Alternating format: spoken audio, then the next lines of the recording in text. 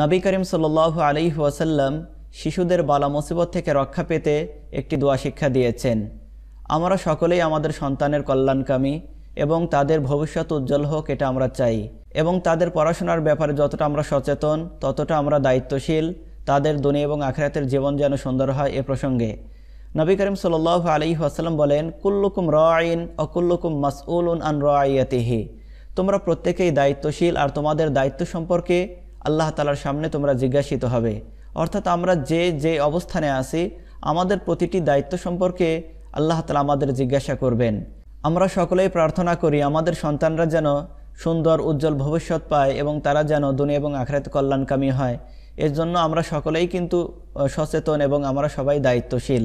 অতএব আসুন, রাসূল কারীম সাল্লাল্লাহু আলাইহি ওয়াসাল্লাম শিশুদের বালা মুসিবত থেকে রক্ষা পেতে যে দোয়াটি শিক্ষা দিয়েছেন, আসুন আমরা দোয়াটি শিখে নেই।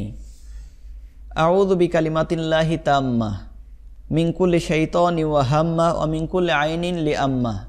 অর্থ হলো, হে আল্লাহ, আমি আপনার পূর্ণ কালিমা দ্বারা আপনার কাছে আশ্রয় প্রার্থনা করছি এবং আমি শয়তানের সকল কুমন্ত্রণা এবং সকল প্রকার ক্ষতি থেকে আপনার কাছে আশ্রয় প্রার্থনা করছি এবং আমি বদনজর থেকে, মানুষের বদনজর থেকে আমি আশ্রয় প্রার্থনা করছি।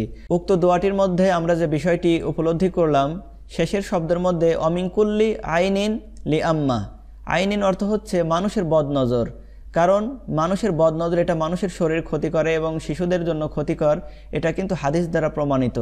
অতএব আসুন আমরা সর্বাবস্থায় এই দোয়াটি পড়ি, অথবা আয়াতুল কুরসি পড়ে যদি কোনো ব্যক্তি আমল করে এটা শতভাগ কার্যকরী এবং আয়াতুল কুরসির অনেক ফায়দা বা ফজিলত রয়েছে।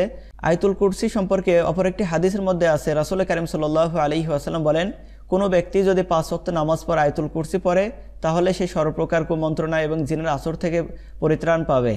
রাসূল কারীম সাল্লাল্লাহু আলাইহি ওয়াসাল্লাম আরও বলেন, কোনো ব্যক্তি যদি 5 ওয়াক্ত নামাজ পড়ে আয়াতুল কুরসি পড়ে সে ব্যক্তি মৃত্যুবরণ করার সাথে সাথে তার জন্য জান্নাত ওয়াজিব হয়ে যায়।